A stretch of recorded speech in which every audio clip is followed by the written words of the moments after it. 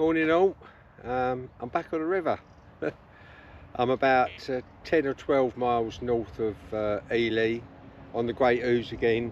I'm on the London Anglers Association stretch, a 10-mile bank, and I'm about halfway along. Just over from me on the other bank, about a quarter of a mile up, is the ship pub, to give you some idea of the area. Scott the bailiff, absolutely fantastic job he's done with the swims along here. I'll take you along and have a look at them in a bit. Yeah, I've got my rods out. I've got 19.5 foot of water at the bottom of the near side shelf, which is about I guess about 18 yards out. This side of halfway, I'm guessing it's probably about 50 yards wide here. Not as many small fish as south of Ely at Little Thetford where I was.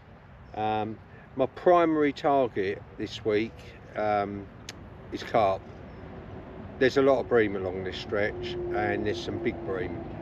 Not so many tench. I've got a rod in very close, right in against the margins, in about 9 foot of water. It's the shallowest reasonable distance out bit I could find. It's literally right next to the reeds. There's a few lily pads and such like along there. So if there's going to be a tench about anywhere, it's going to be there. Same breath, the carp could well be there.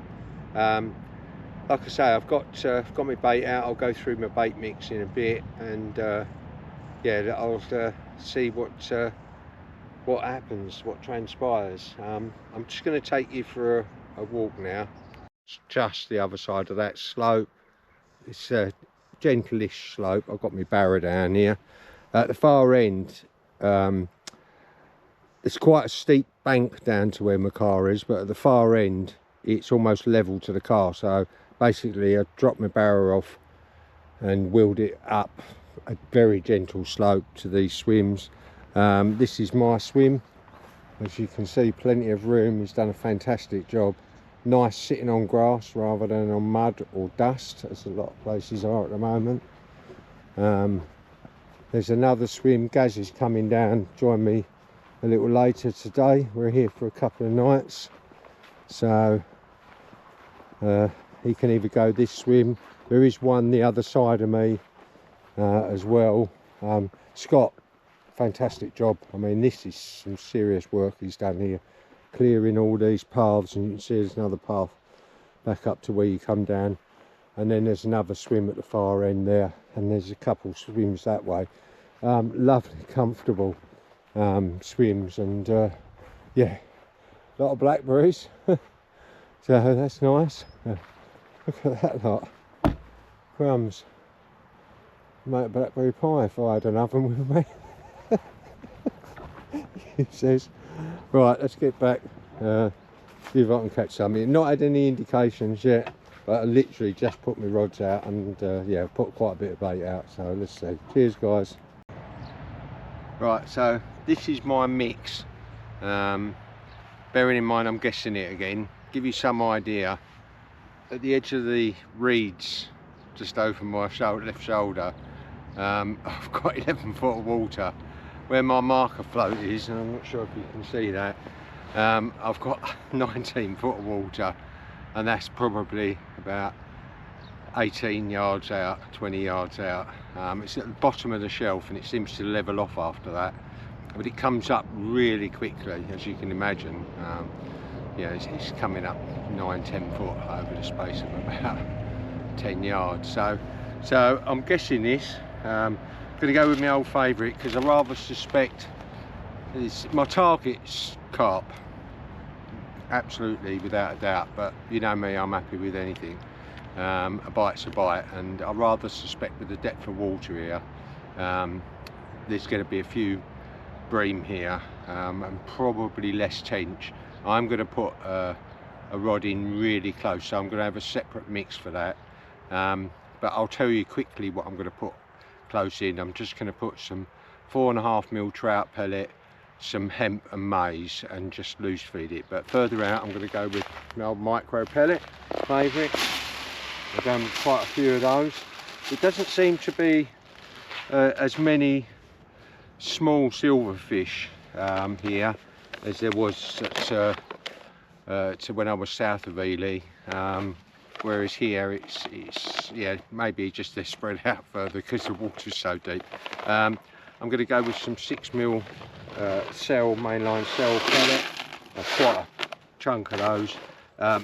My old favourite, cooked yesterday, hemp and maize, cooked within an inch of its life. I'm going to put a lot of that in, but to keep some back for the inside line, as I said. Got some Grimsby 66, usually used to be called Pravimi 66. There's not a lot of that, just basically what I've got left. I'm going to put that in. I'm going to put some of this Dean's Tackle krill ground bait. Once again, I haven't cut it open, so there we go. All my scissors in your mouth. So yeah, some of this krill ground bait. I'm going to put a fair amount of that out because I'm going to be putting it out in balls because it's so deep, and quite solid balls as well. And because I want it to go down hard, I'm going to put some of this fish meal green lip mussel method mix. I'm going to put some of that in, so to help bind the balls of ground bait quite a bit. So there's a good wallop of that gone in. Half a tin of sweet corn, straight in. I kind of suspect a lot of people fish up this stretch as they used to back in the day for the bream, and my thought process is if I can attract the bream similar to Alton, invariably the carp won't be far away. There's a lot of big predators in this water, including seals, as we saw a couple of weeks ago, and I'm sure if they're south of Ely, they're north of Ely where I am. So yeah, let's see. But that's what makes me think that the carp, like on Alton, tend to swim around with the bream, and I think their psyche is safety in numbers, and they can swim a lot quicker than the bream. So if a big pike or a seal or an otter comes along, they can scarper, leaving the bream as cannon fodder, for want of a better term. Horrible term for that, but yeah.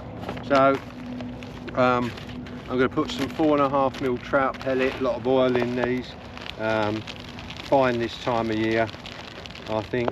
So that's going to go in, and I'm going to put a handful of 6mm in as well, but I'm going to put some of those in close, as I said earlier, 4.5 and a 6, and the hemp and corn.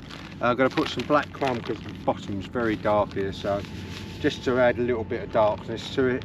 And then I'm going to put some of this sweet banoffee again to attract the bream. So there's a good squidge of that gone in. Yeah, quite a bit of that actually, and that'll help also bind up my ground bait to get the balls down in 19+ foot of water, whatever it is, 19-20 foot. I haven't really done it accurately, but it's in that range. Right, so get my bait mixed up. I'm going to go with probably about 12 balls to start off with, about that sort of size. So I'll get that out, get my rods out, and get back to you as and when.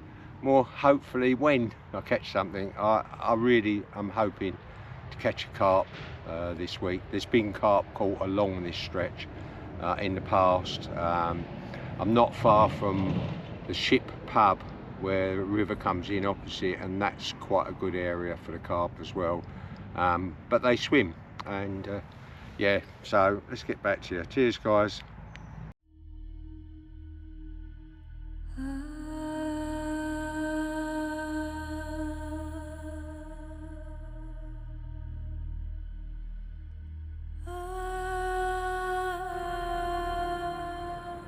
Morning all. That was hard going. End of the second morning, I managed one bream about £2. There's an absolute ton of small fish here, roach, rudd, skimmers, 6, 8, 10, 12 ounce fish. I mean, if you wanted to come down here and fish a waggler or a pole, you'd absolutely fill your boots. There are so many fish, and these swims are lovely that Scott the bailiff here on 10 Mile Bank has cut out. lovely, so comfortable. As you can see, there's plenty of room, easy access, park just behind, down the bottom of the slope, behind the flood bank. Yeah, saw signs of carp, didn't manage to catch any. I did have a take yesterday which resulted in nothing. Well, it didn't actually. As I lifted into the fish after it tore off about 20 yards of line, obviously a carp, nothing, and then I foul hooked a skimmer on the way in. So it's what it is. Yeah, nice bit of water. It's, I think, pre-baiting, if you want the bream, is the best way, or fish location. I do understand there's a few bream out and swims opposite the ship pub, down near the start of the stretch by the bridge, 10 Mile Bank, where the A10 connects to 10 Mile Bank. Yeah, it's lovely, lovely environment, beautiful, and like I say, well done to Scott. He's worked tirelessly on keeping these swims, and there's about 8 or 10 swims along here, easy parking. Yeah, lovely. Anyway, thanks for watching as always, and I think I'm going to go back to, me and Gaz are going to go back to Alton next week. At least we know we'll catch a few fish. Yeah, it's been hard going, but it's been enjoyable. Real steep learning curve on a venue like this. No seals this week. So that's the way it is. Anyway, cheers guys, thanks for watching. Don't forget to subscribe, ask any questions, and like I say, if you want to come down here and fish a waggler or a pole with maggot or sweet corn, you'd catch a lot of fish. A lot of fish. Every time I cast my feeder out, they were on the ground bait, and beep beep beep beep beep all the time, knocking the feeder to get the ground bait out. And every time I chucked a couple of balls out as well. Yeah, there was signs of tench, but so I didn't manage to catch any. I had one rod right in the margins. Very deep here. I'm fishing in 18 foot, and I'm about just this side of halfway. So, but in the margins, you've got 12 foot of water. So yeah, easy fishing. Cheers, guys. Thanks again. Cheers. Speak to you soon.